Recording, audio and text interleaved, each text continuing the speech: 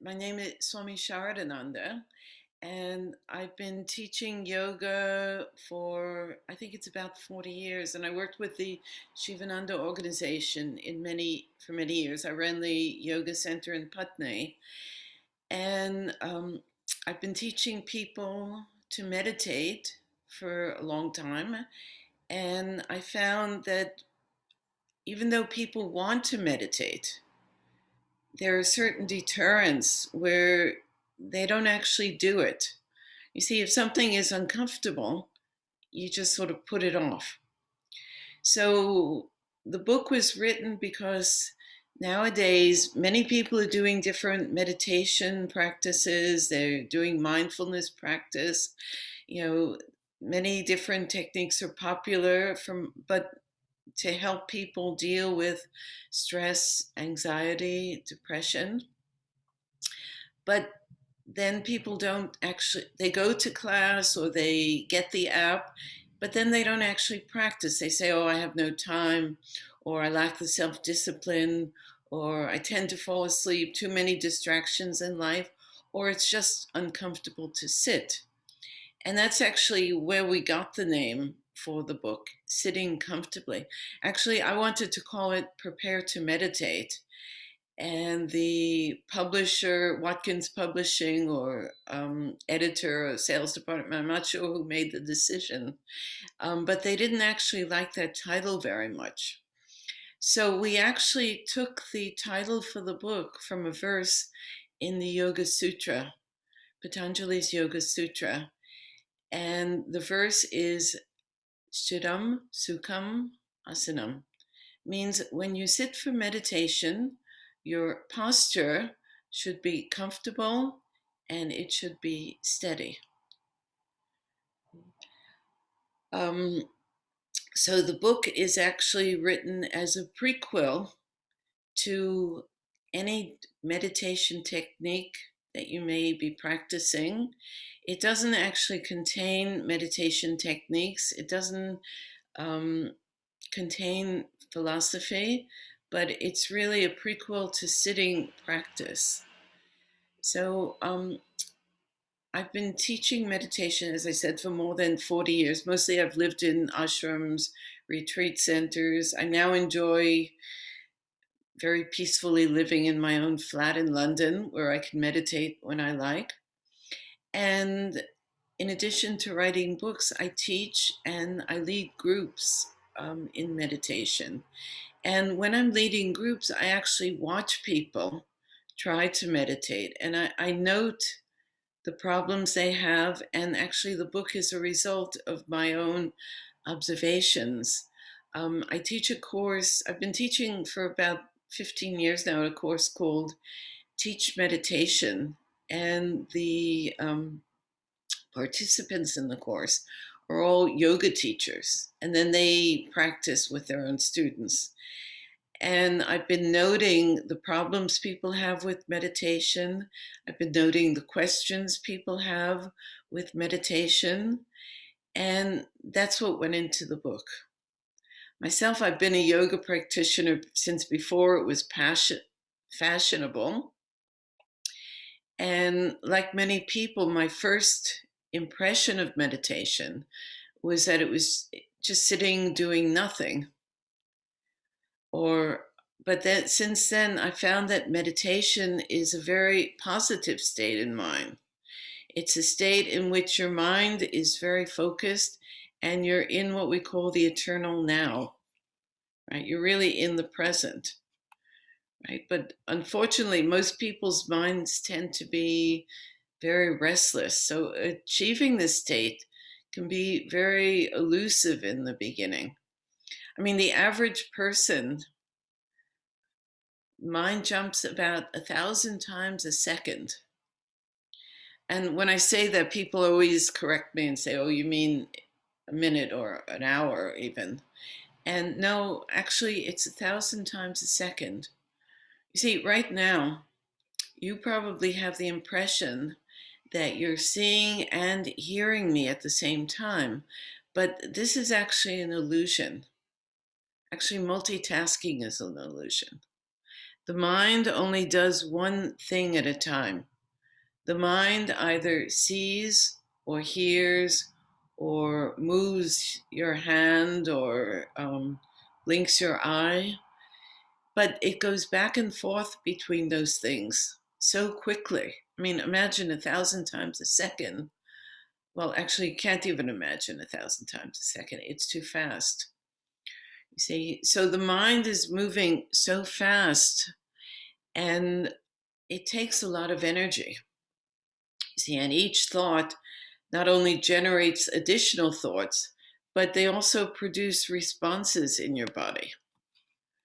See, so in yoga tradition, we have the analogy of the mind being like a lake, and the lake is agitated by waves. And when there are so many waves, it stirs up all the mud, and then you can't see what's really there. But when the water's still, you can see the bottom very clearly. See?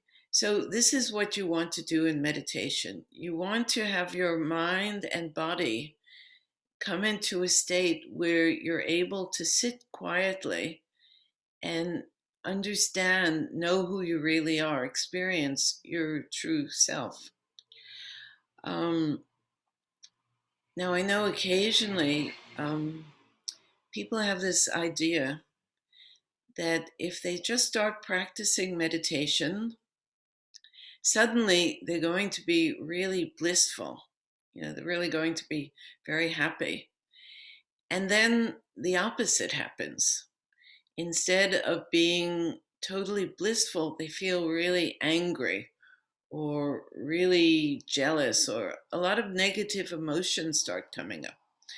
And I've had people come to me after meditation class and say to me, this meditation is putting these really weird thoughts in my mind.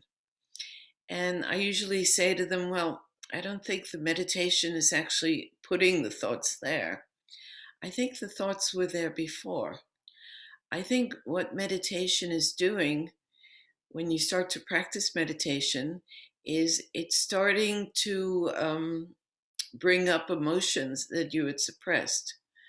See, when do you actually just sit and watch your own mind?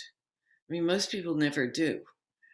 See, most people nowadays, if they go home and no one's there, they'll put on the television or something to keep them company. They need a little bit of distraction. You know, um, Even if you say, I'm going to spend a quiet evening at home, I mean, think what you do on that quiet evening. Maybe you read a book, or you watch television, or you listen to music. And not to say there's anything wrong with those things, but you're still giving yourself some kind of entertainment. See, modern minds need constant entertainment. They say most modern people can't go for more than 20 minutes without some kind of entertainment. I know sometimes I sit on the tube and I'm just sitting there sort of peacefully, and I'm looking at everyone else and they're on their phone, and I think, why is it everyone else is so busy and I have nothing to do? See? Because most people, not everyone, but most people need constant entertainment. See, we're constantly speaking to other people, or we're on the internet, or we're on our phones, or we're doing some kind of work. We never just sit quietly. But when we sit quietly, we start to watch our own minds. And when we watch our own minds, we see not just the positive things there, but what the things that we've been trying to push down, the negative emotions. See, most of us, we want to be nice people. We don't want to be negative. So if an angry thought comes into our mind, we we push it down. And it's like, people used to sweep dust under the carpet. Um, and then the spring cleaning comes and you shake it all out. Meditation is like that spring cleaning. It's a purification for the mind, and all kinds of negative thoughts start to come up. So people have problems. First of all, it's physically uncomfortable to sit for meditation. Maybe it's mentally uncomfortable because you see the negative thoughts that are there. Maybe you call it emotionally uncomfortable. The mind is too jumpy. Okay? So the book really deals with how to overcome these various problems. You see, starting with yoga asanas, which help the people to sit more comfortably. Um, Before we started the webinar, I was telling Carl, I think, that I used to work with a group of Zen Buddhists, and I was the only yogi working there. And most of the people that I worked with, they only meditated. They didn't do any kind of yoga asanas or yoga exercises. And people had extreme problems with their knees. Like some of the people had knee replacement. Some people had problems with the hips, lower back. So I designed the book so that it's for people of any tradition, whether you're a yogi or you're practicing Zen Buddhism or you're following a mindfulness technique or Vipassana, whatever it is, you see, how to be able to physically sit more comfortably. Right? So there are different, very simple exercises that you can do, and some of them only take 5 minutes. For instance, I have one routine for people to counteract the problem with the legs falling asleep when you sit for meditation, because that's a big problem people have. And that takes about 5 minutes before you sit. I also have different simple exercises for people who sit like this all day at their computer. Okay? Um, because people are becoming more and more round shouldered because they sit. So there are asanas, physical exercises to help you sit more comfortably. And then once you sit and you start watching your own mind and you start seeing maybe it's jumping a lot, maybe it's very negative, it's hard to sit, what can you do to sit more comfortably? So one thing I suggest to people is that before you sit down, decide how long are you going to sit, and then set an alarm. And that overcomes the problem of, sometimes people have a dialogue. They're trying to meditate, but the mind is busy having this dialogue of, did I sit long enough? No, maybe I ought to sit a little longer. No, it's okay. I think I'll get up now. No, maybe I should sit longer. You see, so if you set an alarm, you decide how long you're going to sit, and you set an alarm, then you don't have that dialogue. And I usually suggest that people try to sit as beginners for at least 20 minutes, because it takes at least 10 minutes for your body and mind to settle down. So if you're only sitting for 5 or 10 minutes, you're not actually doing any meditation. I mean, there's nothing wrong with sitting quietly for 5 or 10 minutes, but if you want to meditate, try and sit for at least 20 minutes. Also, decide when you're going to sit. See, it's like anything. If you say to a friend, let's get together sometime, you don't. But if you say to your friend, okay, I'll meet you Tuesday at 3 o'clock, then you do. You note it in your diary or on your phone, wherever you keep your appointments, and then you keep the appointment. So why not do the same thing with meditation? Decide when you're going to meditate and for how long. Write it down, and then every day, just tick yourself off. Keep like a little diary so that you can make sure you're practicing. See, so then you overcome the nature of the mind. Um, people always ask when the best time for meditation is. And I think for most modern people, it's either first thing in the morning, you wake up, your mind is in a pure state. It's a good time to sit and tune yourself to a kind of inner peace. See, and then you've set yourself up for the day. Or if you're not a morning person, some people, if they sit in the morning, they're night owls. If they try to sit in the morning, they're just going to fall back asleep. So if you're a night owl, do it last thing in the evening before you go to bed. See, if you meditate then, the benefit is that it's like purifying your mind in a way, washing your mind out. During the day, we're out and about in the street. We pick up a lot of negative energy. Even if we're not out in the street, we're in lockdown or we're working from home, we're on the internet, we're watching television. There's a lot of negative energy. Television is all sex and violence. So when you want to sit for meditation, right, if you practice in the evening, it's like washing your mind out, and then you find that you fall asleep more easily, you sleep better, and you wake up feeling better. The one problem people claim, they don't meditate because they don't have time. So what if you sat for meditation for 20 minutes a day, but because you sleep better and you sleep more peacefully, you actually need less sleep. See, most people who meditate need at least an hour less sleep.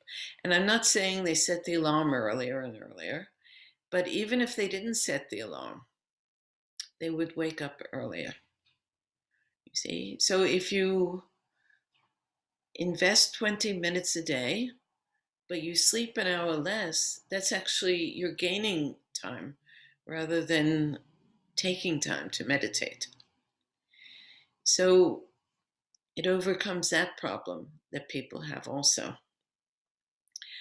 There's always a question, even, why should I want to meditate?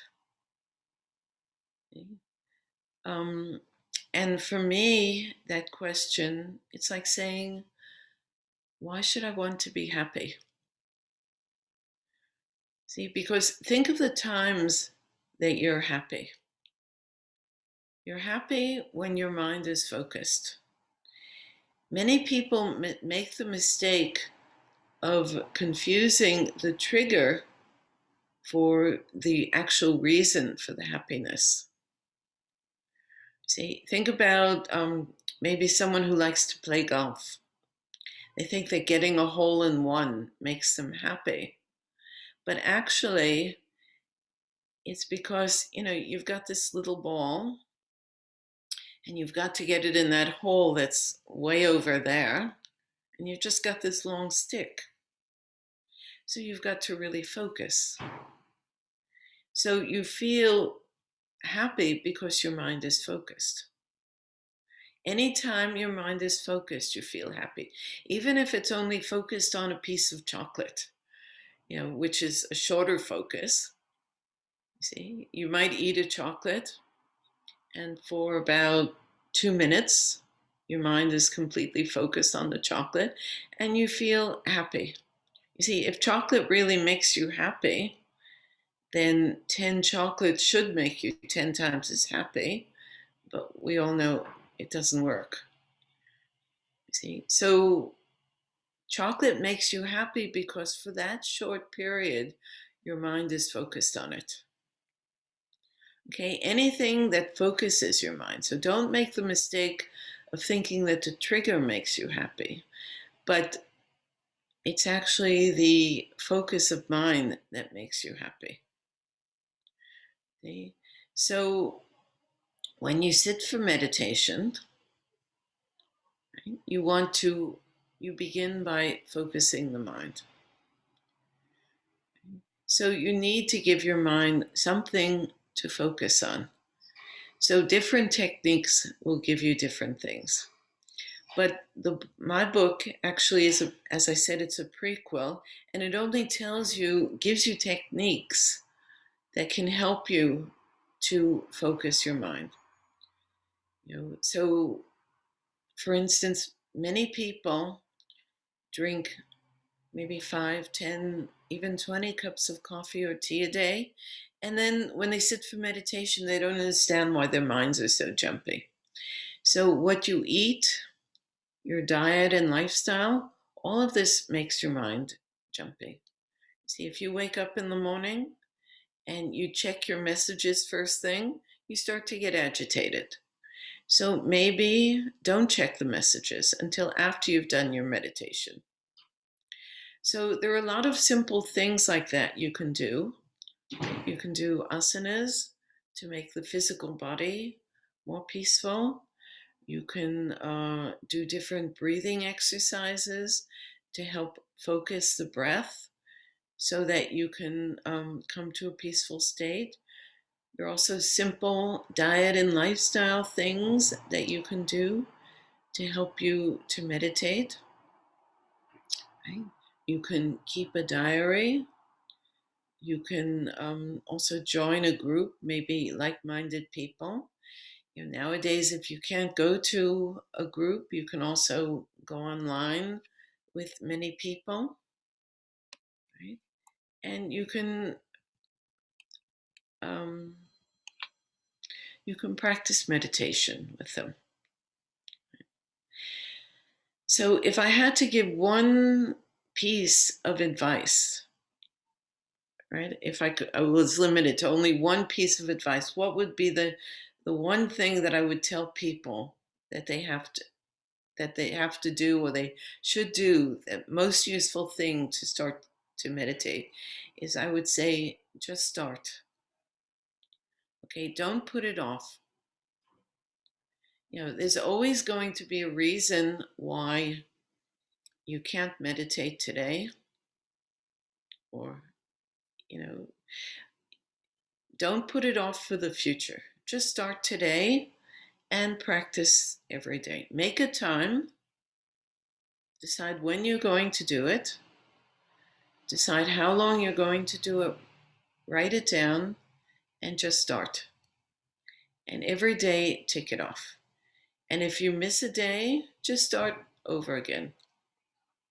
I think everyone's entitled to missing one day a week. But in general, I think it's good to have a regular practice, right? Decide when you're going to do it and for how long.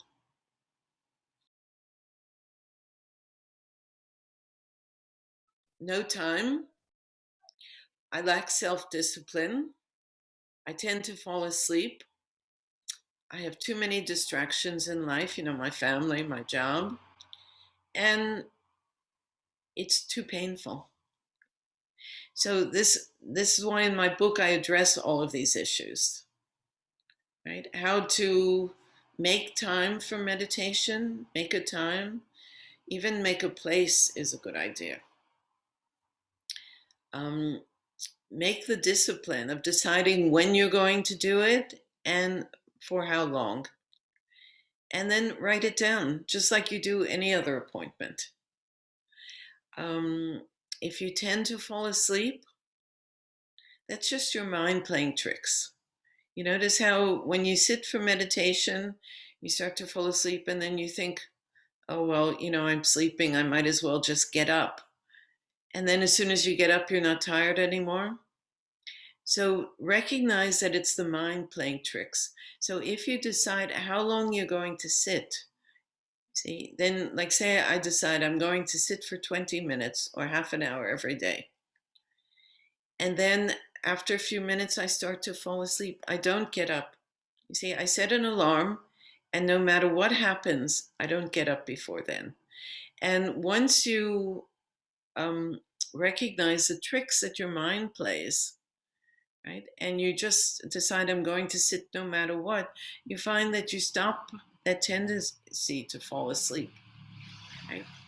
So whatever tricks the mind is playing, you can overcome them by just deciding how long you're going to sit and just doing it.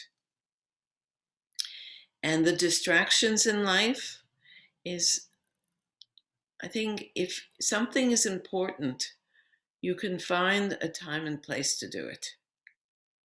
So decide when in your life you could do it.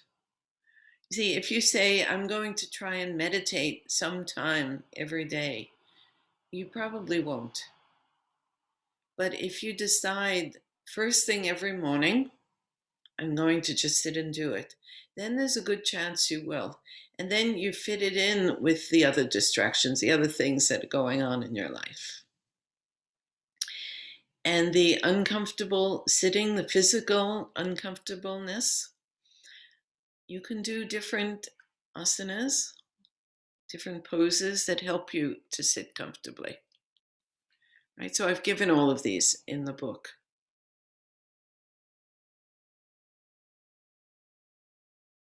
Morning or evening depends on your life. I mean, are you a morning person or an evening person?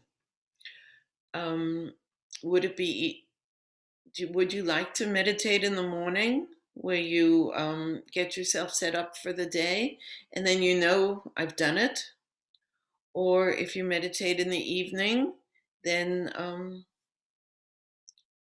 it's like you clean your mind out before you go to sleep, as I said.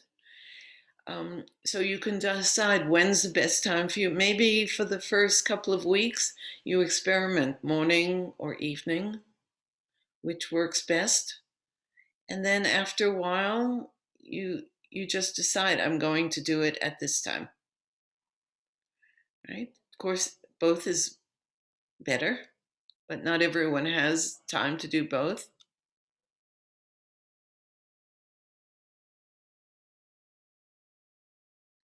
You know, in English, we say, I am angry. I am sad. I am hungry. You see, so we identify ourselves with these different emotions or different feelings. So I think it's good to sort of see them as something outside of yourself, not something you identify with. You see, it's like sometimes you might go and maybe sit in a cafe and you're just sitting there enjoying a coffee or a tea and you're watching people, and sometimes people, they're very happy, they're meeting their friends they haven't seen in a few years. Other people are having an argument. Someone at the next table, she's talking to her friend about her husband has cancer and she's really upset. You see, so you're seeing all these things, but they don't actually affect you. You see, it's nice that the people are meeting their friends after a long time, but you don't know them. It doesn't actually affect your life. Or the woman whose husband has cancer, you don't know her, you don't know her husband. And while it's not nice that he has cancer, it doesn't actually affect your life. So we say this is the attitude of being a silent witness. So just like you watch those people in the cafe, have the same attitude towards the thoughts, the emotions that come up in meditation. You see, so if a thought of anger seems to be the one emotion that most people who start meditating experience the most. So if a thought of anger comes up, you can just watch it and not let it affect you. It's not who you are. And if you don't identify with it, the thought becomes, it's like a bubble, it gets bigger and bigger and bigger. And then finally it pops and it's gone. So I think the trick, or not a trick, but technique is not to identify. I know it's difficult in English because we think in terms of I am, whereas in Sanskrit, you don't say I am angry. You say, I go into the anger. You see, they say every language is a worldview. So if you think in a language where you have a choice of going into it or not, you see, then it's easier to see the anger as something outside of yourself. I think if you speak English and you think in English, it's a little more difficult because the language itself makes us identify. So I think my one recommendation about the negative thoughts that might come up or will come up, just know that probably they will come up. Don't identify with them. See, it's like when you're cleaning your house, it always looks worse. When you do a spring cleaning, the house always looks worse before it looks better. So the same thing with your mind. All those thoughts and emotions that you haven't looked at for years, that you've been pushing down, and now you're doing like a big cleaning, and they start coming up. And you can be stifled by them, or you can let them go. So that's my recommendation, is to let them go, not identify with them, and just let go of them.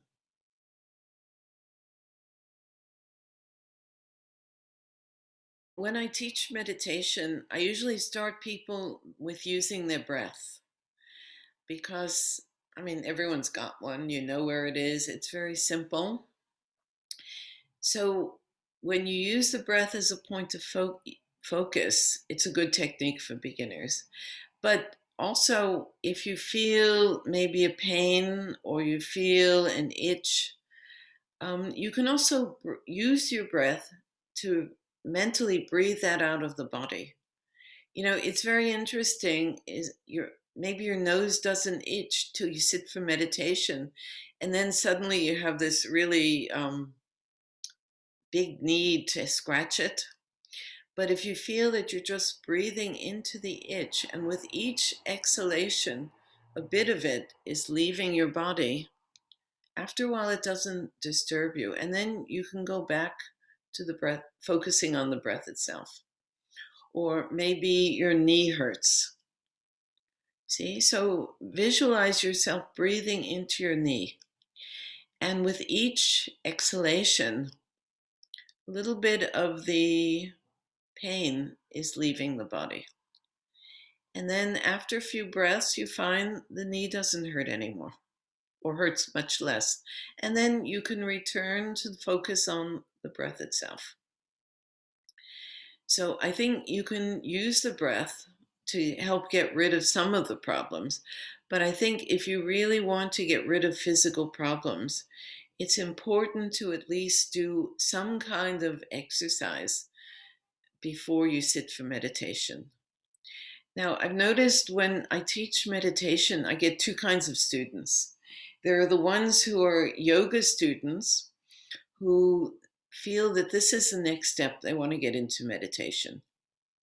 But then there are the other people who want to meditate, but they're really not interested in doing physical exercise so much. You see, they just want to sit and be peaceful.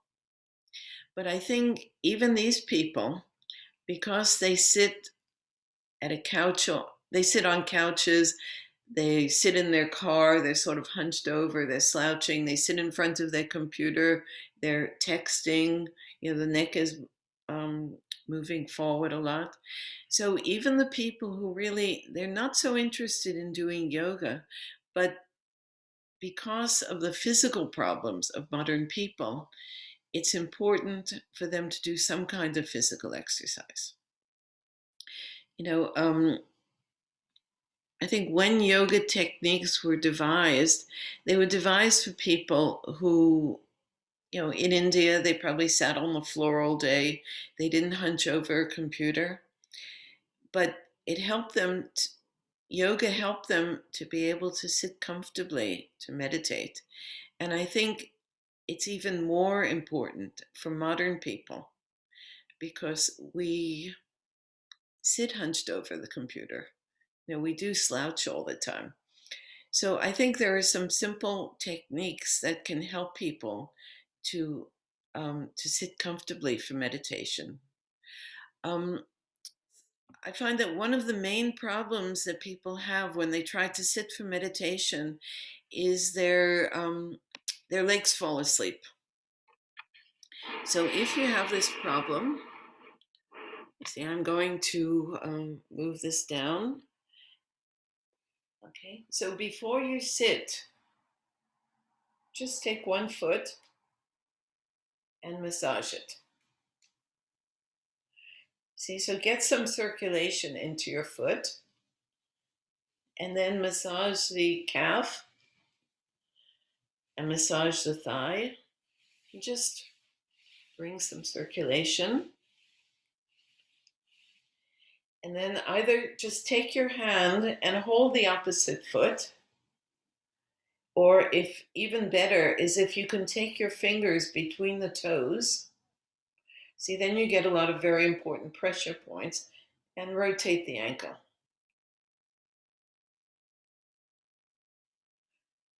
And the other way. And then take the foot. Okay, I'm going to bring this up again. And just bring your foot into the opposite elbow. Now, if you can't do this, just hold your foot and rock. You see, so then you relax the hip muscles that people have problems with. Or you can do this. Just hold it like this. If you're a yogi, you can do it like this. You see, so do the foot and then do the other one. Okay, so start by massaging the foot.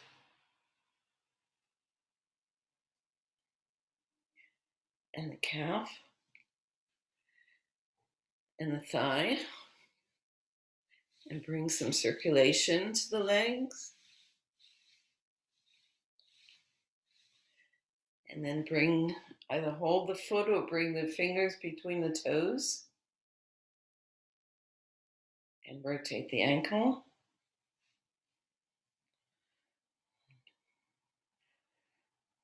And the other way. And then we call this rocking the baby.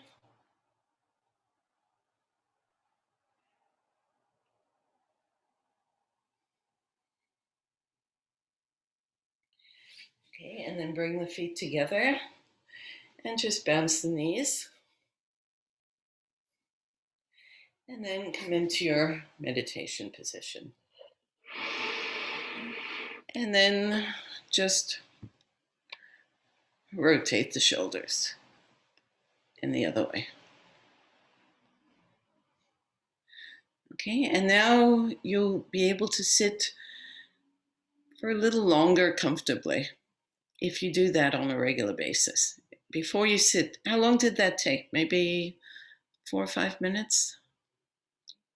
So I think this is a very good technique to use before you actually sit for meditation. So I wanted to show again, this is my book, Sitting Comfortably, and it's actually the 6th book that I've done with Watkins Publishing. A couple years ago, I published this book on cleansing exercise, cleansing power of yoga.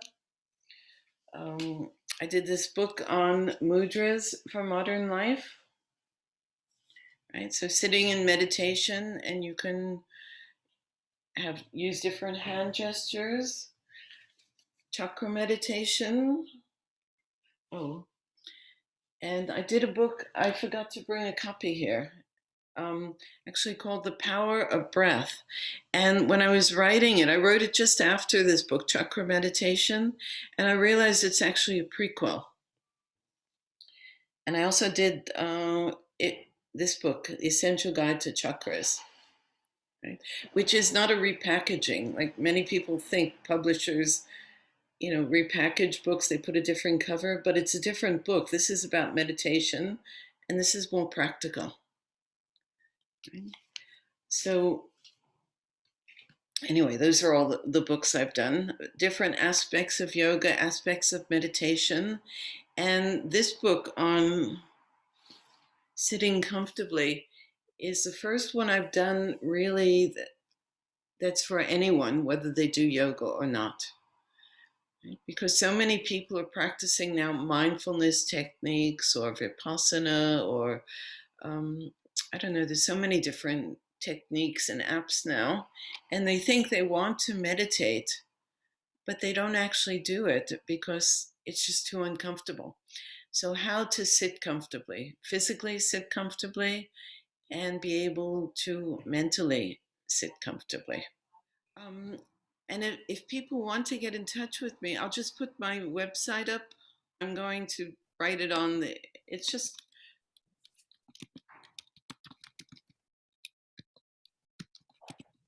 okay, so that's it, yogamentor.yoga.